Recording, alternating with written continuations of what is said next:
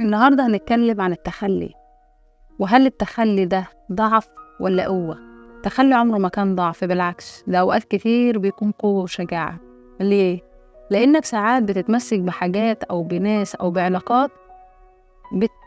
بتستنزفك حرفيا، وبتخليك مش عارف تعيش مرتاح، تفضل ماسك في اللي قدامك على أمل إنه يتغير أو على خوف من الوحدة. بس في الحقيقة إن اللي بيسيب حاجة مش مناسبة ليه ده إنسان عارف قيمته وعارف إنه هو عايز إيه بالظبط. التخلي مش معناه استسلام، التخلي معناه إنك بتقول لنفسك أنا مش هقبل أقل من اللي استحقه، أو أنا مش هفضل في مكان يأذيني. وده مش ضعف، بالعكس دي قوة، وقوة عقل وقلب مع بعض. الضعف الحقيقي هو إنك تفضل متمسك بحاجات بتوجعك بس مش قادر تواجه نفسك بالحقيقة. لكن اللي عنده شجاعة يسيب هو اللي بيعرف يختار راحته وسلامته النفسية قبل أي حاجة. مش بيكون عن الناس بس، ممكن يكون عن عادة غلط، فكرة مسممة، أو حتى عن نسخة قديمة من نفسك، وساعتها ده بيكون ارتقاء مش تنازل. يعني ببساطة التخلي ده قرار، بس قرار واعي محتاج قوة قلب وعقل مع بعض، مش أي حد يقدر عليه على فكرة. يعني أديك أمثلة واقعية من حياتنا اليومية اللي هي بتكون ساعات كتير قوة من ضعف.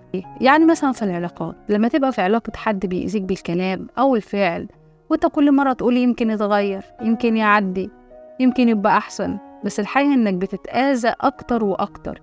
ساعتها لما بتاخد قرار إنك تمشي وتسيب العلاقة، ده مش ضعف، ده إنك اخترت كرامتك وسلامتك النفسية. مثلا في الصداقات، لما يبقى عندك مثلا صاحب كل همه مصلحته، مش بيسأل عليك غير وقت ما يكون بس محتاج لك، طول الوقت واخد بس ما بيحاولش أبدا يديك، هو طول الوقت بيحاول بس ياخد.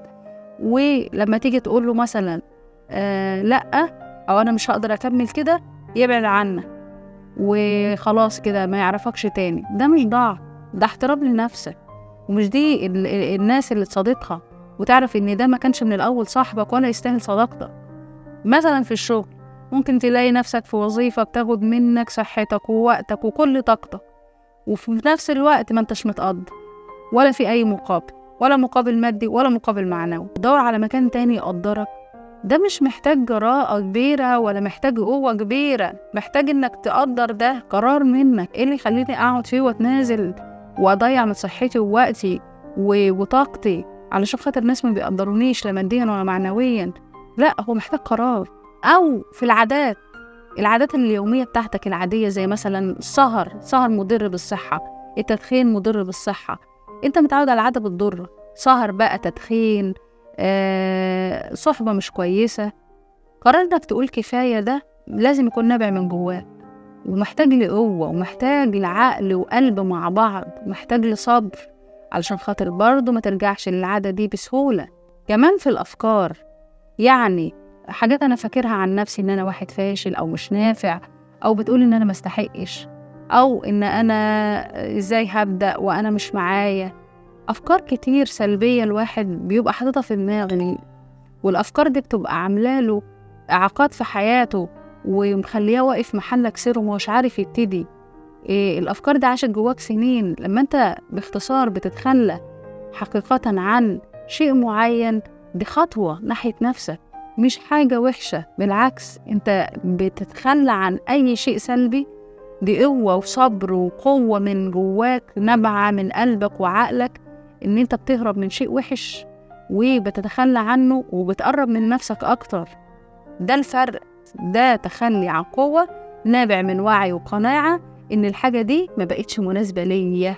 بتكون شايف الصورة كاملة، ان انا لو كملت هنا هتأذى، ولو مشيت هرتاح واطور من نفسي. فبتحس جواك براحة بعد القرار ده، حتى لو في وجع مؤقت. هتوجع في الأول مش مشكلة، أما انهي علاقة أو انهي جوازة أو انهي مشروع أو انهي صداقة، هتوجع في الأول عادي، بس بعد كده هرتاح. بيخلي عندك مساحة تدخل حاجات تانية، يعني الحاجة دي بتبقى موقفة حياتك وما انت شايف الحاجات الحلوة اللي حواليك، فانت بتوسع مكان لحاجات تانية وناس تانية وصداقات تانية وعلاقات تانية. بتسيب علاقة فيها وجع وقلق وبتختار سلامتك النفسية، وبتختار علاقات تانية سوية، علاقات ترفعك. ايه هو بقى التخلي اللي نابع من ضعف او هروب؟ لما بيكون نابع من خوف مش قناعة، يعني بتمشي علشان خايف تواجه، بعد ما بتبعد بتحس بالندم ولوم طبعا فظيع، يا ريت استنيت، أو كان ممكن أحل.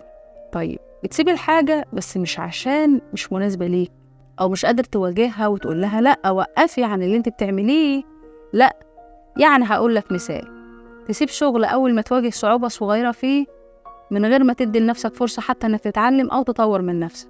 فالفرق واضح في الاتنين، فرق ما بين القوة والضعف. لو تخليت لأنك مدرك إن الحاجة دي مش ليك، دي قوة. لو تخليت لأنك مش قادر تواجه أو تصبر، ده ضعف. فهم؟ سلام.